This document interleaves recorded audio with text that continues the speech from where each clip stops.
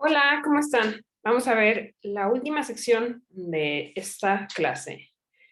Bien, les voy a compartir pantalla. El tema que vamos a ver el día de hoy es alcohol, drogas y tabaco.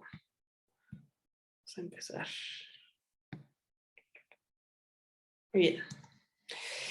Primero vamos a entender un poquito, a ver, estas tres sustancias que mencioné son sustancias químicas, ¿no? Entonces vamos a entender un poquito cómo es que interactúan la farmacología o la fisiología detrás de estos químicos que entran en nuestros cuerpos. Bueno, para empezar, poniendo en contexto, la farmacología es la rama de la ciencia de la medicina que se encarga de estudiar las interacciones de los medicamentos. Empecemos hablando de la neurofarmacología, que se ocupa de revisar, de estudiar los cambios inducidos por los fármacos en el funcionamiento de nuestro sistema nervioso. ¿Qué es el sistema nervioso? Bueno, pues es la parte eléctrica, neurológica de nuestro cuerpo, donde estos efectos, perdón, donde estos químicos van a tener un efecto. O sea, el alcohol, el tabaco con nicotina y las drogas tendrán un efecto a nivel cerebral y eso es lo que ocasionan los diferentes efectos de estos tres, ¿vale? Existe también la psicofarmacología que hace hincapié en los cambios inducidos por los fármacos, pero en la parte, sí, a nivel neuronal, pero con un tinte psicológico, ¿no? En el estado de ánimo, el pensamiento y el comportamiento. Muy bien. ¿Bien o mal? Bueno, ¿está bien o está mal? Fíjense que esto es importante. Hay que tomar en cuenta que no hay drogas buenas o drogas malas, porque todas las drogas son solo productos químicos. Voy a ponerles un ejemplo muy fácil. El paracetamol es un químico. El paracetamol utilizado bajo un contexto y una prescripción es algo positivo que me puede ayudar a aliviar algún síntoma, por ejemplo, dolor de cabeza. El mismo paracetamol en grandes cantidades puede ser nocivo. Entonces, ahí es donde tenemos que entender que como tal no existen drogas que podamos catalogar como esta es una droga buena y esta es una droga mala. Simplemente son químicos y depende del contexto y su uso, tendrán un efecto. Pensemos en el tabaco. El tabaco puede ser un muy buen fertilizante para las plantas, pero a lo mejor combustido o quemado, como lo utilizamos a la hora de fumar, pues tendrá efectos negativos a nivel pulmonar. Ok. Entonces, lo que determina realmente el carácter de una droga es la forma en la que se obtiene y cómo se utiliza. Y me refiero a la forma en la que se obtiene, pues porque sabemos que existen drogas ilícitas, ¿no? Y bueno, el fin detrás de este fármaco también sería interesante conocerlo para entonces poder saber si entran dentro de una categoría positiva o negativa. Muy bien, esto es una cosa muy importante y es la pieza clave angular para entender este tema de las drogas, el alcohol y el tabaco. Hay que entender cómo funciona nuestro cerebro. Hay una cosa, un concepto que se llama placebo, ¿vale? El placebo es una sustancia inerte que produce una respuesta terapéutica eficaz y o efectos secundarios. Ahí les va un ejemplo de la palabra placebo. Si yo tengo un grupo de personas que les digo que van a entrar a un estudio científico y les comento que existe esta píldora, la cual tiene un efecto que va a mejorar su estado de ánimo, siendo que la píldora que yo les doy es pura azúcar, las personas que consuman esta píldora, dependiendo de qué tanto me están creyendo la lírica o lo que les acabo de decir, pues tendrá un efecto en su cerebro, porque yo les dije que iba a mejorar su estado de ánimo. Tengan por seguros que va a mejorar su estado de ánimo. Entonces, la respuesta al placebo depende del ritual de tratamiento terapéutico, o sea, las creencias que se tengan hacia cierta cosa, ¿no? Les voy a poner un ejemplo muy claro del efecto placebo a nivel deportivo. Los baños con agua fría pueden llegar a tener un efecto placebo, ya que sí tiene algunos beneficios a nivel físico, pero realmente no tanto como se le atribuye. Y muchas personas están acostumbradas a que después de una práctica deportiva intensa se meten en una cubeta con agua y hielos, y hoy por hoy sabemos que esta práctica pues no tiene efectos físicos cuantificables realmente tan beneficiosos como se cree. Bueno, y este placebo va a tener efectos neurobiológicos y conductuales. ¿Qué significa la palabra neurobiológicos? O sea que sí se van a generar cambios a nivel biológico, sí van a existir producción de alguna hormona o de alguna sustancia biológica dentro de nuestro cerebro. Y conductuales, ¿no? Les daba el ejemplo de la tina. Muchas veces las personas van, se meten a la tina y esto ayuda a que químicamente hablando se sientan más seguros y según ellos no se van a lesionar. Entonces, ese fue un ejemplo muy sencillo, pero así, de esa misma manera pueden funcionar las diferentes sustancias tóxicas en nuestro cuerpo, como placebo. Les voy a poner un ejemplo. Aterrizando en los 3 temas que vamos a ver hoy, alcoholismo, tabaco y drogas, por ejemplo, en el caso del tabaco, pues el placebo es el fumar me tranquiliza. Entonces la persona ya hizo una asociación donde realmente a la hora de fumar, esta persona produce temas neurobiológicos, o sea, produce dopamina, sensación de recompensa, y se va a sentir bien a consecuencia de estar fumando, siendo que realmente no existe una relación directa en fumar y sentirte más tranquilo o desestresado, ¿vale? Esta persona sí se va a sentir más tranquila y desestresada, pero por este vínculo que hizo. Si yo agarro a una persona que nunca en su vida ha fumado, está alterada y le doy un cigarro, eso no va a ser igual a que se va a tranquilizar, porque esa persona no tiene esa asociación. Voy.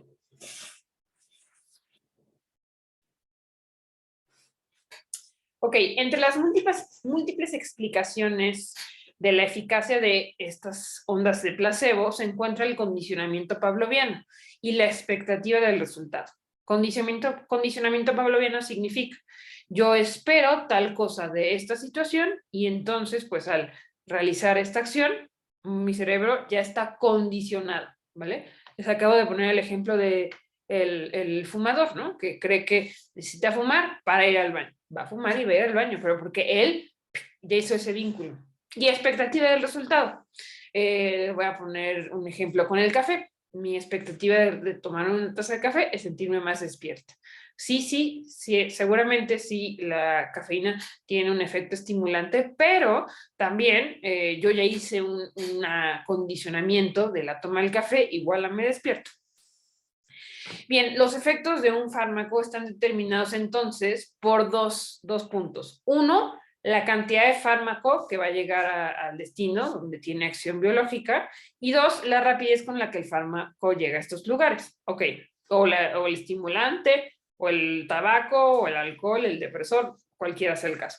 Entonces, pues no es lo mismo tomarme una copa de vino que tomarme una botella de vino, ¿vale? Así que el efecto que tenga este cantidad de alcohol, pues claramente depende de la cantidad que estoy yo ingiriendo. Y en segundo lugar, ¿qué tan rápido llega este fármaco o esta sustancia química al lugar donde tiene su efecto?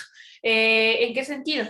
Les comento, acuérdense que estamos hablando de 3 cosas diferentes: fumar, alcoholismo y drogas.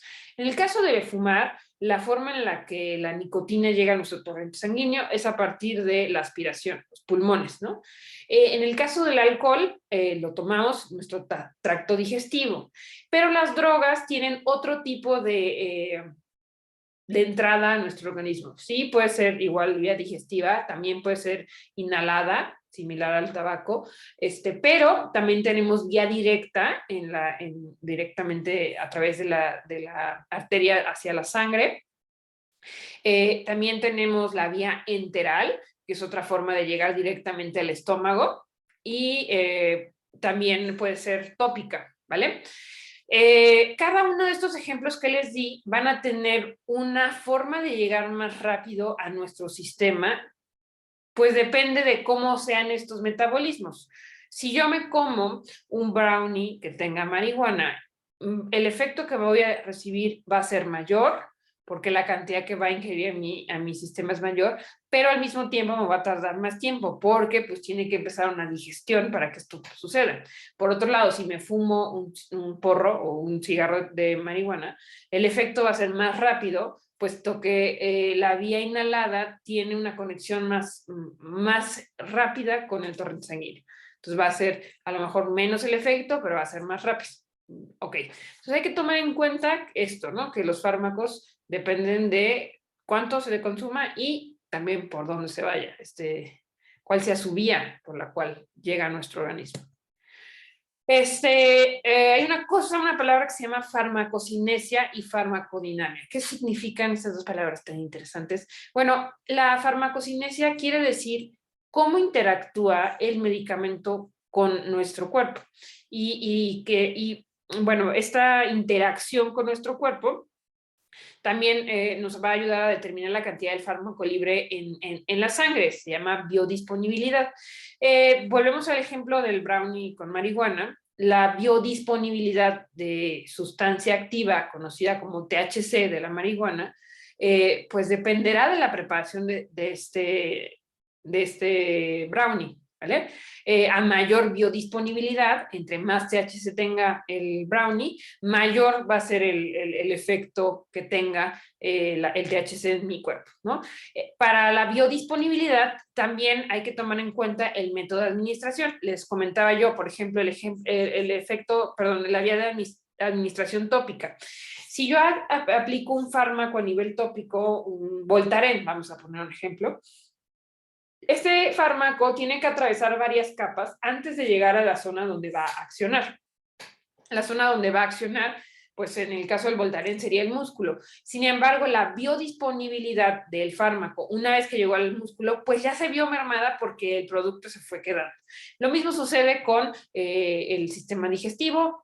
Se va quedando ciertas, pues esta biodisponibilidad se va perdiendo, vamos dejando fármaco degradado, que ya no tiene el mismo efecto, en fin, ¿no? Entonces depende, obviamente la vía más eficiente, donde la biodisponibilidad casi es total y además la rapidez también es casi inmediata, es a través de la sangre, puesto que con una jeringa ya lo estoy metiendo el fármaco directamente en la arteria o en la vena, y bueno, pues de esa forma circula en el torrente sanguíneo y nuestro cuerpo, y pues los efectos son mucho más rápidos y mucho más intensos y mucho más peligrosos. Por eso es que si un paciente en un hospital está grave de XY, muchas veces suministran los fármacos a través de vía intravenosa, precisamente para contar con la máxima biodisponibilidad y con rapidez, ¿no? Otra cosa importante a tomar en cuenta en cómo funcionan los fármacos o las sustancias químicas en nuestros cuerpos es la tasa de absorción y distribución. Les comentaba hace ratito que digerir algún fármaco o algún químico tarda, porque tiene que pasar un proceso en el cual se desintegra y luego se absorbe y luego se distribuye, porque la absorción, bueno, pues va hacia el torrente sanguíneo y ya que está en el torrente sanguíneo se distribuye, entonces tarda más. La unión a sitios inactivos, o sea, ya que está viajando el químico en el torrente sanguíneo, ¿cómo le hace para adherirse al lugar donde va a hacer su efecto? Biotransformación y la expresión. Cómo transformo, o sea, cómo utilizo ese químico en mi cuerpo y luego cómo me deshago de ese químico en mi cuerpo.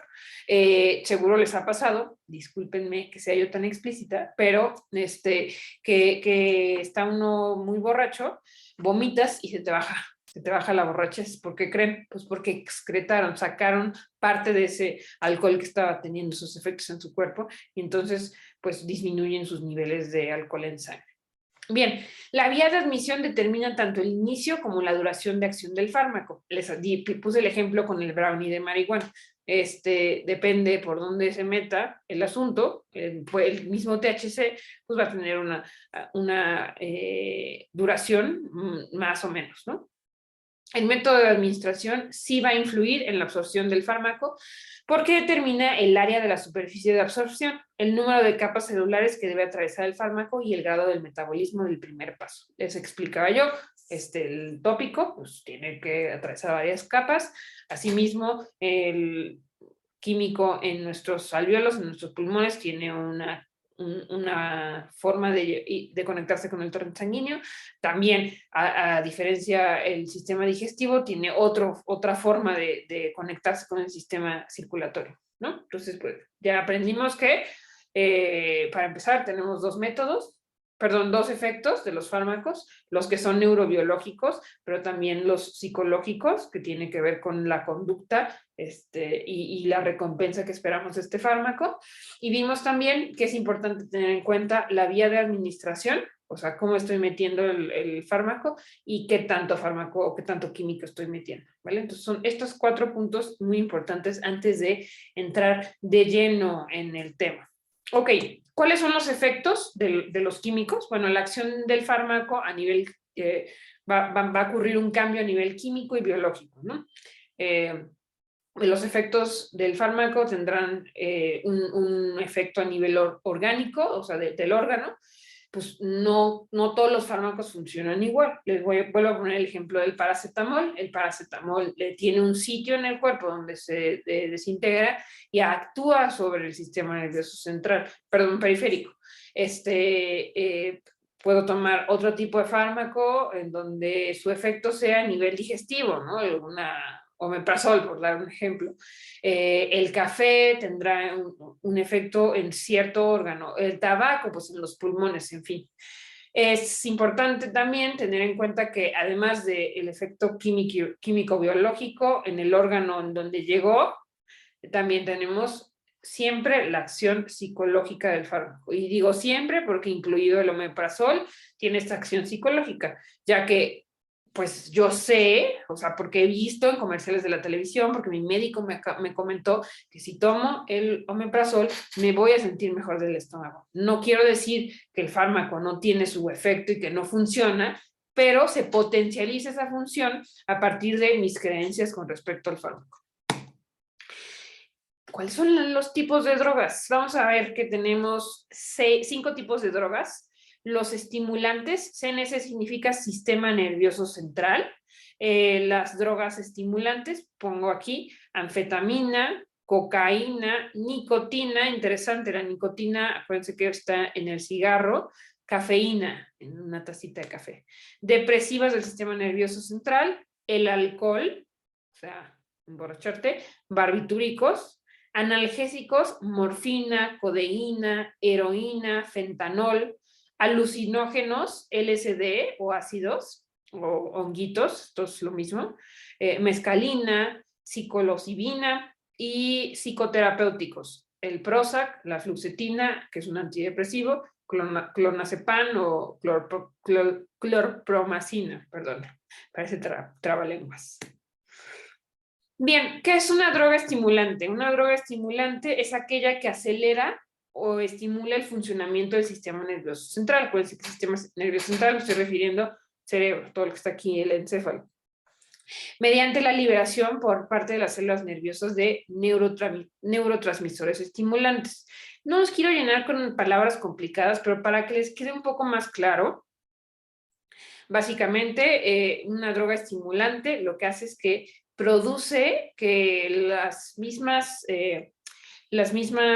hormonas que se producen en mi cerebro para que yo funcione, que me estimulan, pues se estimulan todavía más, o sea, se producen más, ¿no?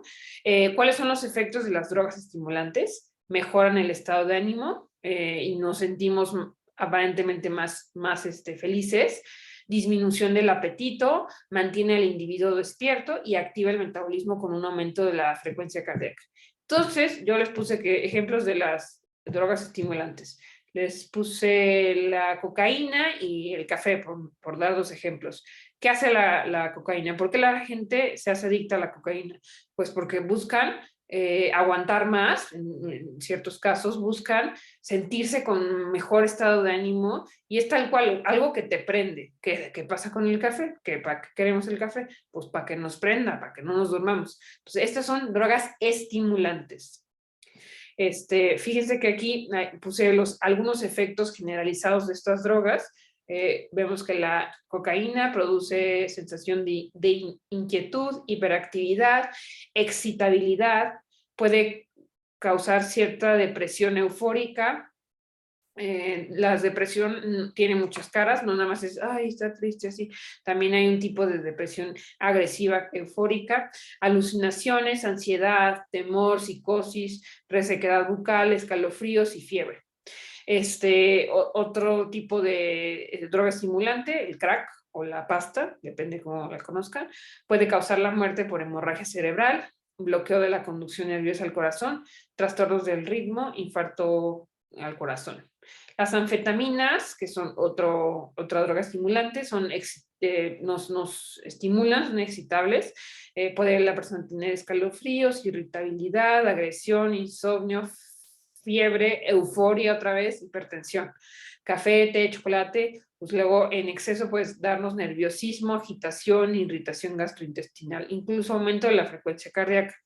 Tabaco, tabaco como tal, me estoy refiriendo a fumar. Es la nicotina lo estimulante del tabaco. Nos puede dar trastornos respiratorios como bronquitis a consecuencia de quemar la sustancia, enfisema, sinusitis, trastornos circulatorios e infartos. Y bueno, pues este estimulante igual, ¿no? Me mantiene así como, me pone de buenas. Luego tenemos las drogas depresoras, ¿no? Depresoras del sistema nervioso central. Estas drogas que nos calman, nos dan acá como que nos sentimos relajados o que las cosas pasan, que los problemas no existen. Bueno, son aquellas drogas que desaceleran el funcionamiento y la velocidad de la actividad mental y de ciertas funciones físicas. Enlentecen o deprimen el funcionamiento del sistema nervioso central. ¿Cuáles son los efectos?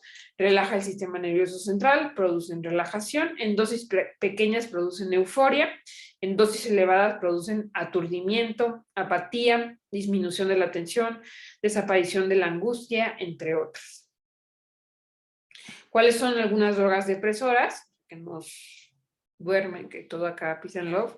El alcohol, el alcohol es una droga depresora que puede tener problemas a nivel de trastornos hepáticos, digestivos, en el sistema nervioso inflamatorio del mismo sistema nervioso, destruye neuronas, trastorno del sueño, dificultad para hablar.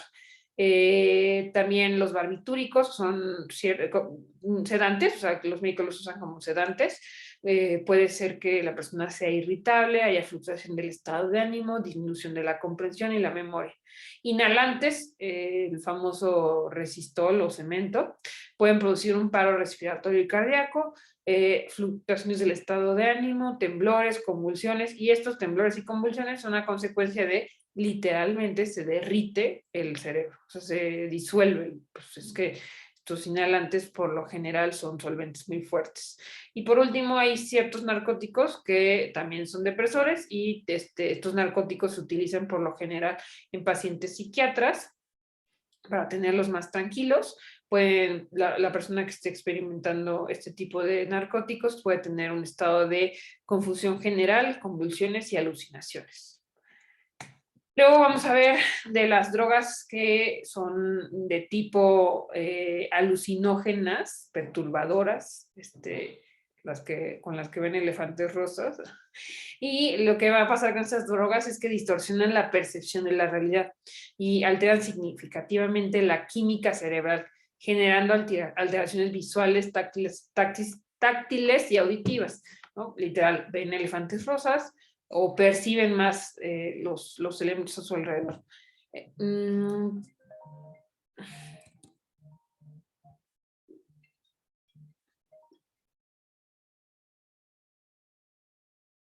Continuamos.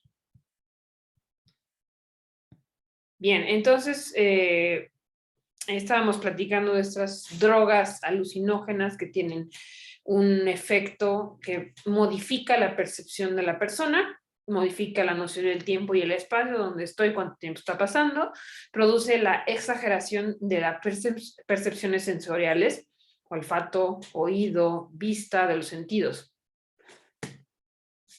Ejemplos de esto, PCP o polvo de ángel, que puede producir en la persona pánico, paranoia, estados psicóticos, depresión y crisis de angustia, peyote y psilocibina, depresión cardíaca, dolor de cabeza, disminución del ritmo respiratorio, contracciones intestinales, LSD, delirio, terror, pánico, paranoia, trastornos en la visión, hipertensión, problemas respiratorios, crisis psicóticas, alucinaciones visuales. La marihuana, que también tiene un pequeño componente alucinógeno, tiene un efecto de reducción en el impulso sexual, apatía, lentitud, torpeza, pereza, disminución de la atención y concentración, trastornos de la memoria. Bien, ahí tuvimos una breve introducción a los diferentes tipos de fármacos que tenemos y de sus efectos y cómo es que funcionan, cómo es que entran en nuestro sistema. Ahora nos vamos a enfocar específicamente en el tabaquismo, luego en el alcoholismo y finalmente en un par de drogas muy puntuales. Bien, ¿qué podemos decir del tabaquismo? El tabaco tiene riesgos para la salud desde un punto de vista químico, tanto por la combustión, por el humo del tabaco, como por la nicotina, ¿no? El humo puede dañar nuestro organismo, especialmente los pulmones, pues es un elemento irritante que déjenme les cuento, en nuestros pulmones tenemos unas bolsitas muy pequeñas, muy delicadas, que se llaman alvéolos, que no deberían tener contacto con ninguna sustancia. Nuestros pulmones son como una especie de tubería que van de una tubería gruesa a una tubería pequeña, y estas tuberías tienen algo que se llama cilios. Estos cilios son unos pelitos que expulsan las diferentes sustancias nocivas para evitar que lleguen a los alvéolos. Sin embargo, el tabaco es tan finito el humo del tabaco que este polvito tan finito sí logra eventualmente llegar hasta nuestros alvéolos, dañándolos, además de que paran estos pelitos que les comentaba yo, que nos ayuda a deshacernos de esta sustancia nociva. Entonces, por ahí es una forma en la que ataca el tabaco a nuestro organismo, además de la nicotina, que eso tiene más bien un componente químico con un efecto más bien biológico. Bien, los consumidores de tabaco no pueden correr tan bien, tienen justo como vimos que pues el humo afecta a la capacidad de mis pulmones, puesto que lastima esos alvéolos, los irrita, pues la persona se cansa con rapidez y ya no tiene la misma condición física que antes de fumar. Cabe señalar que esta irritación de los alvéolos y este daño que se está haciendo es reversible en un inicio, pero conforme más tiempo se mantenga la persona en este hábito negativo, el alvéolo sufre al grado que puede llegar a morir. Y una vez que el alvéolo muere, pues ya no hay forma de regenerar. ¿Qué hace el alvéolo? El alvéolo tiene un papel importantísimo, pues es quien agarra el oxígeno y lo mete a la sangre. Entonces imagínate, si van matando estos bolsitas tan preciosas o tan preciadas donde hacen este intercambio gaseoso, pues la persona empieza a perder la capacidad de sintetizar el oxígeno. Precisamente por eso hay fumadores de muchos años que ya necesitan oxígeno suplementario, puesto que sus propios pulmones ya no pueden sintetizar tan fácilmente el aire y tomar el oxígeno. Bueno, ¿cuáles son los efectos de fumar y salud, ¿no? El tabaco puede causar enfermedades en la boca y en los pulmones. En la boca, bueno, pues el cáncer de lengua puede ser un daño por las sustancias químicas que tiene el tabaco. Bueno, el cigarro ya con el tabaco procesado. También puede afectar el resto de nuestro cuerpo, puesto que de manera indirecta el que exista una muerte de los alvéolos hace que la cantidad de oxígeno en mi sangre sea menor. Y esto provoca que eventualmente, con el paso del tiempo, haya daño a nivel periférico, se muera porque ya no le está llegando bien el oxígeno. Además de esto, También puede afectar el sistema circulatorio. ¿De qué manera? Bueno, la toxicidad de la nicotina endurece las arterias. Entonces, al endurecer las arterias son flexibles, porque sabemos que podemos tener aumentos y disminución de presión sanguínea dependiendo de nuestras actividades. Bueno, si mi arteria está más rígida, más dura, le cuesta trabajo adaptarse a esos cambios de presión. Y eso puede tener un problemas a nivel circulatorio, también problemas del sistema respiratorio, del sistema nervioso, del sistema digestivo y del sistema excretor, o sea, vías urinarias. Les vuelvo a poner aquí en palabras y explicarles cómo es que el humo afecta a los alvéolos, y es que el tabaco contiene alquitrán, que este alquitrán va a recubrir el interior de los pulmones. O sea, una vez que estoy fumando, quemando y metiendo, pues literal hollín a mis pulmones, se empiezan a recubrir. Este polvo nocivo, esta ceniza que está ahí en mi alveolo, pues lo va a dañar, ¿no? Y al dañar mis alvéolos, el pulmón es menos capaz de suministrar oxígeno al cuerpo. Ya cuando se convierte, o sea, cuando se diagnostica, o sea, ya cuando hubo una muerte importante de estos alvéolos, lo conocemos como enfisema. Así es, esa es la palabra oficial que le damos a esta muerte de los alvéolos por causa del humo. Cuando esta enfermedad afecta a una gran parte de los pulmones, puede causar la muerte, pues eventualmente ya no es compatible con la vida, pues no podemos suministrar oxígeno a nuestro cuerpo. Si bien el oxígeno suplementario ayuda a que lo poco que quede de los pulmones pueda alcanzar a trabajar, pues puede ser que de pronto ya no, ni siquiera con el oxígeno suplementario sea suficiente, y pues la persona tiene una falla sistémica por falta de oxigenación y eventualmente muere. Hablemos de la nicotina.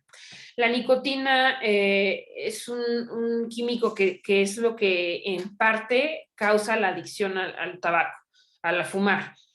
Cuando la nicotina entra en el sistema circulatorio, los vasos sanguíneos se contraen o se aprietan. ¿Se acuerdan que les decía yo que se estrechan y se endurecen?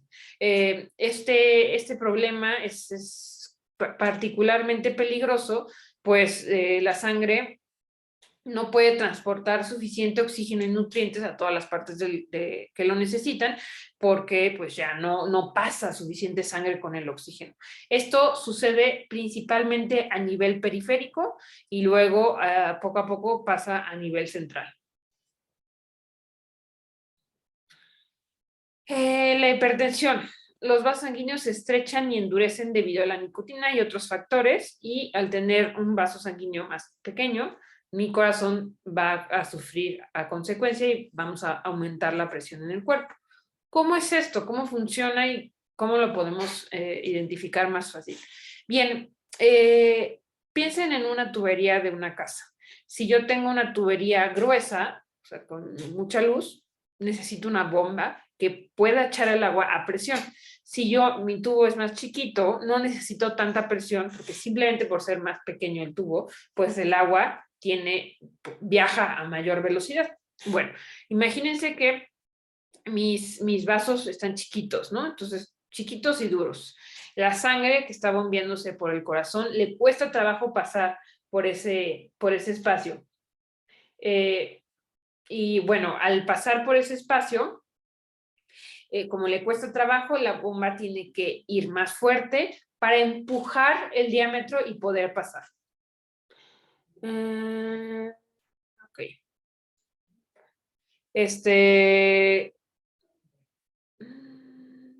Perdón, déjenme ver dónde me quedé. La presión arterial alta somete al corazón y a los vasos sanguíneos a un mayor esfuerzo, y el problema es que cuando nuestro corazón está tratando de empujar la sangre que pase por ese vaso, podemos tener el riesgo de sufrir un ataque al corazón o un infarto al corazón, un derrame cerebral o una enfermedad cardíaca. Y esto por ruptura de alguna arteria o que tanta presión movilice eh, un émbolo de grasa al torrente sanguíneo y se atore.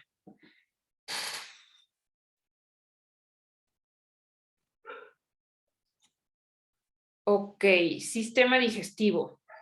El sistema digestivo se ve afectado por el tabaquismo al provocarse úlceras bucales, estomacales, que pueden llegar a ser dolorosas y pueden abrirse. ¿Por qué? Puesto que el humo del cigarro no solamente entra a nuestros pulmones. Resulta que la tubería que conecta nuestra boca con los pulmones está al lado de la tubería que conecta nuestra boca con nuestro estómago. Entonces, cierta cantidad de humo también pasa al tracto digestivo, pudiendo potencialmente irritarlo hasta incluso llagarlo. Esto ya es en casos extremos, ¿no? También va a dañar los dientes forman parte de nuestro sistema digestivo, pues por ahí comemos, mordemos y luego tragamos, haciendo que los dientes se vuelvan más amarillos. Los fumadores son más propensos a padecer caries y enfermedades de las encías. Muy bien, ahí finalizamos el tema del tabaquismo y ahora vamos a hablar del alcoholismo. El lado adictivo del alcohol, el tipo de alcohol adictivo que se encuentra en las bebidas alcohólicas se llama etanol, pues alcohol es una composición química que la encontramos desde el alcohol gel para desinfectarnos, pero el que consumimos en las bebidas alcohólicas se llama etanol. El etanol puede producirse de forma sintética o natural a través de la fermentación. Ahí que tenemos cosas como el vodka, que es más sintético, o el tequila, que es a partir de la fermentación, ¿no? Puede ser una fermentación de cereales, frutas, verduras.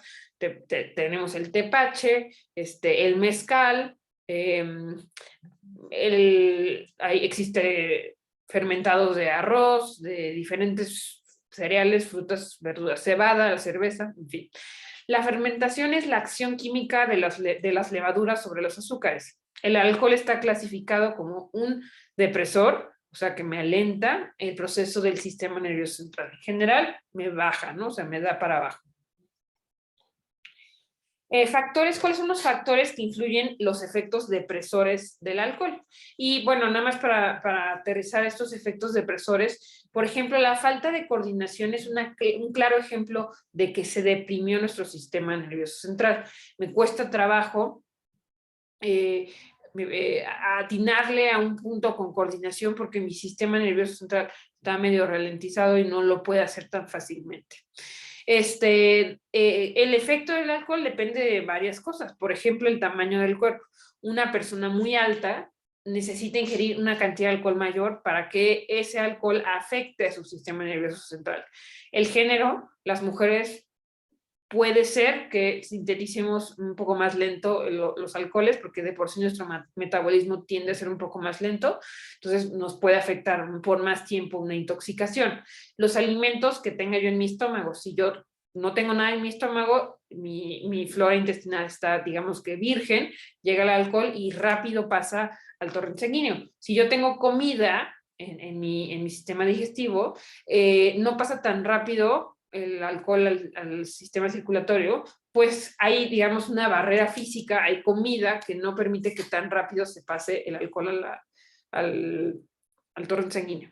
El ritmo de ingesta, si yo puedo tomar una botella de vino durante todo el día y me voy tomando poquito a poquito, mi cuerpo es capaz de sintetizarlo y potencialmente no me va a sentir borracha en ningún momento. Puedo tomarme la misma botella de vino en 1 hora y como fue mucha cantidad en poco tiempo, mi cuerpo va a verse afectado por los efectos del alcohol, bueno, del etanol. La cantidad, pues sí, ¿no? Eso creo que no hace falta aclarar. Hay porcentajes de alcohol. Si ustedes revisan una botella, te va a decir un porcentaje de alcohol. A mayor porcentaje, con menos tragos, te vas a emborrachar. Y medicinas. Hay ciertas medicinas, ¿se acuerdan hace ratito que hablé de la farmacocinesia? Hay ciertos medicamentos que interactúan, o sea, que como que cruzan con el alcohol y puede ser muy peligroso, ¿no? ¿Qué tipo de medicamentos? Por ejemplo, medicamentos que tengan que ver con el sistema nervioso central. Algún antidepresivo con alcohol es una combinación que puede ser súper peligrosa. Bueno, ¿cuáles son los efectos a corto plazo? Efectos en el cerebro como no se puede, un niño que consumiera alcohol no va a poder desarrollar bien su cerebro, falta de memoria o pérdida de la memoria, nos va a afectar en el juicio y en el control, por eso es que los borrachos son tan imprudentes, y tenemos el riesgo de un infarto cerebral, ictus o derrame cerebral, es lo mismo. Bien. Este efecto sobre el corazón va a aumentar la frecuencia cardíaca y la presión arterial, el ritmo cardíaco se va a volver irregular, disminución de la temperatura corporal.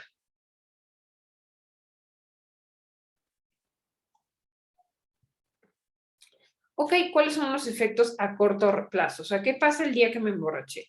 Los efectos en el hígado y en el riñón son los siguientes. Las sustancias químicas se metabolizarán en el hígado y en el riñón, o sea, se sintetizarán y pueden inflamar a mi hígado y a mi riñón.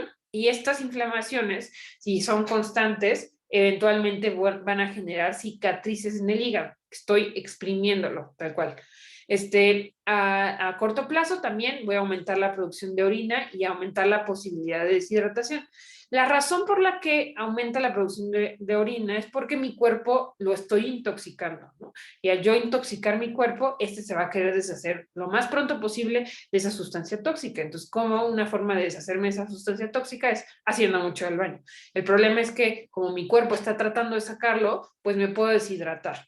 Otros efectos a nivel gástrico, náuseas y vómito por irritación de la flora y también puede alterar la absorción de nutrientes. Esto quiere decir que si tomo y vamos a suponer, me tomé la proteína del gimnasio que tiene muchos nutrientes y es muy buena, la tomo y luego voy y me emborracho, los nutrientes que me eché de la proteína posiblemente no van a interactuar tan eficientemente.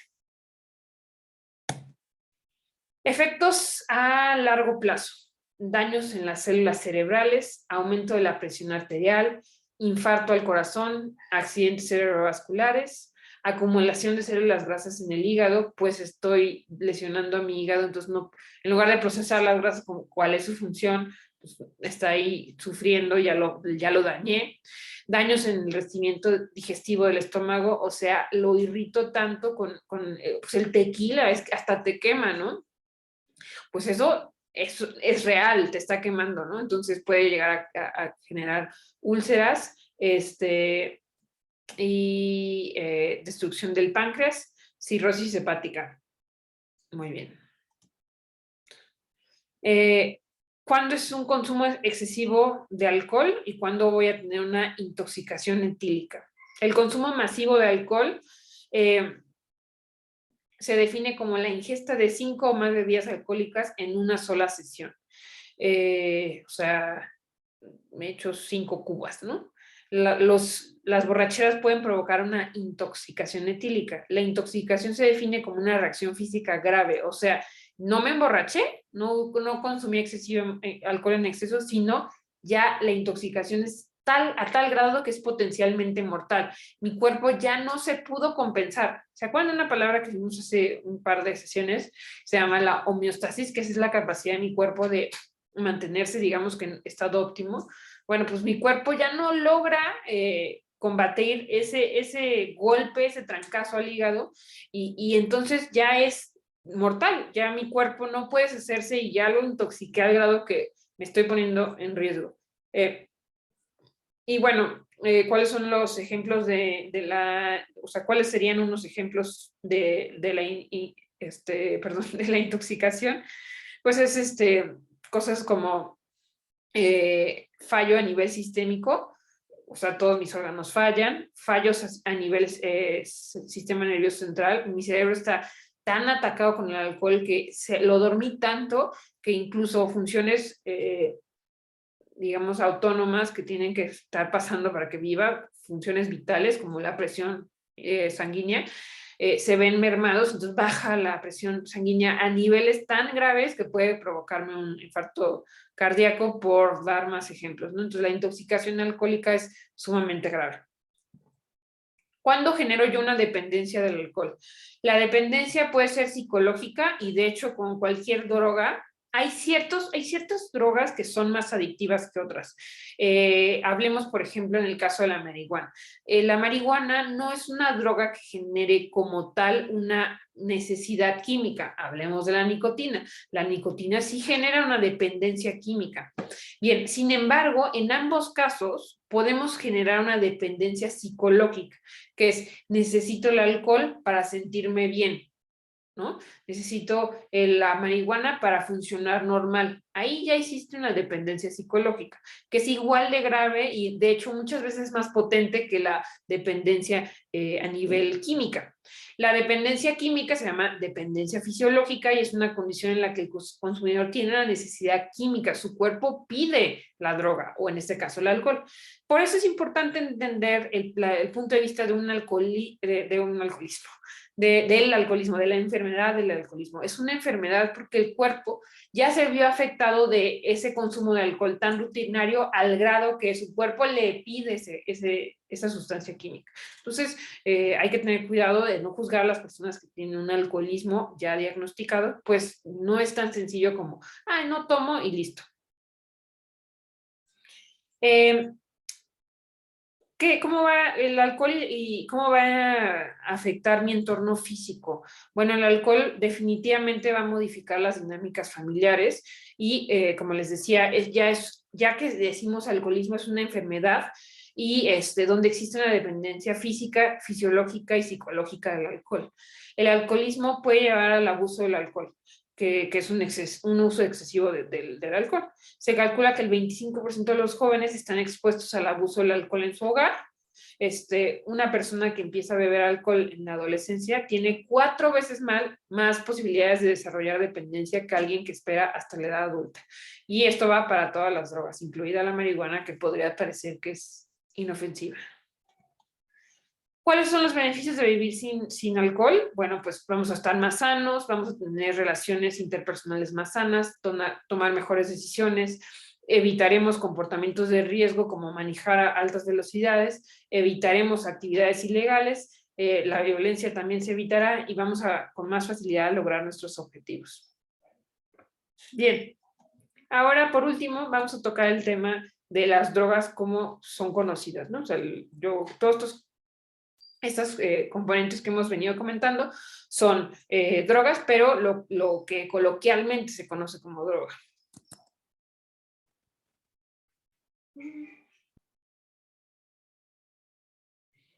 Bien, vamos a la última sección de este bloque, que vamos a platicar directamente de estas drogas. Ya sabemos que el alcohol y el tabaco pueden estar incluidos aquí, pero lo que coloquialmente se conoce como drogas. Datos a tener en cuenta con las personas que consumen drogas es que los medicamentos de farmacia son drogas, ¿no? Volvemos al concepto del inicio, son químicos y en el caso de los medicamentos son totalmente legales y nos ayudan a combatir lesiones, enfermedades, dolencias, etc. La cosa aquí es que hay drogas socialmente aceptables y socialmente inaceptables. Hablemos, por ejemplo, del tabaco. El tabaco con la nicotina es una droga socialmente aceptada. Y bueno, tenemos el otro lado de la moneda, que son aquellos medicamentos conocidos como drogas ilegales, o más bien aquellos químicos conocidos como drogas ilegales, que es una sustancia en donde no está permitido que cualquier persona pueda fabricar, poseer, comprar o vender legalmente, ¿no? Entonces, estas drogas son ilegales. Bien, aquí les va a algunos tipos de droga. Me metí en particular a drogas que no tenemos un tema ahí como una cuestión, más bien, no me quiero meter en un tema ético si tal o cual droga es buena o es mala, por qué sí, por qué no, especialmente con sustancias como la marihuana, que bueno, sigue habiendo estudios y hoy en día se sabe que el CBD, que es uno de sus componentes, pues ayuda en ciertas ocasiones y bajo ciertos contextos. Voy a platicarles de drogas que son graves de abuso. Y les voy a comentar de los opiáceos. Los opiáceos es un grupo de estupefacientes que se utilizan médicamente para aliviar el dolor. O sea, que lo usa un médico y lo prescribe para aliviar el dolor. Y tiene un alto potencial de abuso porque la persona se puede hacer dependiente. ¿Cuáles son estos opiáceos? Codeína, morfina, metadona, oxicodona, hidrocodona, heroína y el opio. El opio aparece en forma de trozos de color marrón oscuro o en polvo y suele fumarse o comerse. La heroína puede ser un polvo blanco o marrón que suele disolverse en agua y luego se inyecta. La heroína, también llamada basura o smack, representa el 90% del consumo de drogas en Estados Unidos y antes no era una droga endémica de México, pero cada vez, sobre todo al norte del país, hay más, se está consumiendo cada vez más. La heroína se inventó en Alemania en 1874. Los alemanes decían que la heroína era una especie de sustituto seguro y no adictivo a la morfina, aunque la heroína de hecho es un derivado de la morfina, que es una sustancia natural que se extrae de la vaina de un tipo de amapola, de un tipo de planta que se llama amapola asiática. Se calcula que casi una cuarta parte, fíjense qué peligroso, de las personas que prueban la heroína se van a hacer adictas a esta. Entonces, la tasa de adicción de la heroína es muy elevada. ¿Cuáles son los efectos negativos de la heroína? Atacan al corazón, al sistema circulatorio, pues ralentiza la circulación y el ritmo cardíaco. O sea, los opiáceos tienden a hacer eso, como a calmarte. La heroína también aumenta el tamaño de ciertos vasos sanguíneos y esto, a su vez, disminuye la presión sanguínea. En el estómago deprime la actividad intestinal, lo que puede provocar estreñimiento. La heroína puede hacer que te sientas mal y los que la consumen por primera vez suelen vomitar. En temas de sistema nervioso, a dosis más elevadas, la sedación se impone y se produce cierta somnolencia, porque les digo, como que te deprime. Una dosis excesiva puede producir estupor y coma. O sea, me sedó tanto que incluso puede causar la muerte. Te apaga el switch, literal. En los pulmones, la heroína suprime el reflejo de la tos y ralentiza la respiración, causando hiperventilación. Esto puede poner en riesgo de sufrir una enfermedad pulmonar. Una sobredosis de heroína puede causar insuficiencia respiratoria y muerte. En cuanto a los órganos sexuales, la heroína puede causar periodos irregulares en las mujeres, ciclos irregulares de menstruación, y tanto en los hombres como en las mujeres puede hacer que se pierda el interés por el sexo y afecta el rendimiento sexual. Problemas que además de la sustancia química, es la heroína pues es inyectada, como lo habíamos comentado hace ratito. Entonces, tenemos varios problemas asociados precisamente a la inyección, puesto que estas personas normalmente se encuentran en situación de calle y hay varios problemas alrededor al tipo de aguja que utilizan y cuántas veces lo usan y cómo las limpian y demás.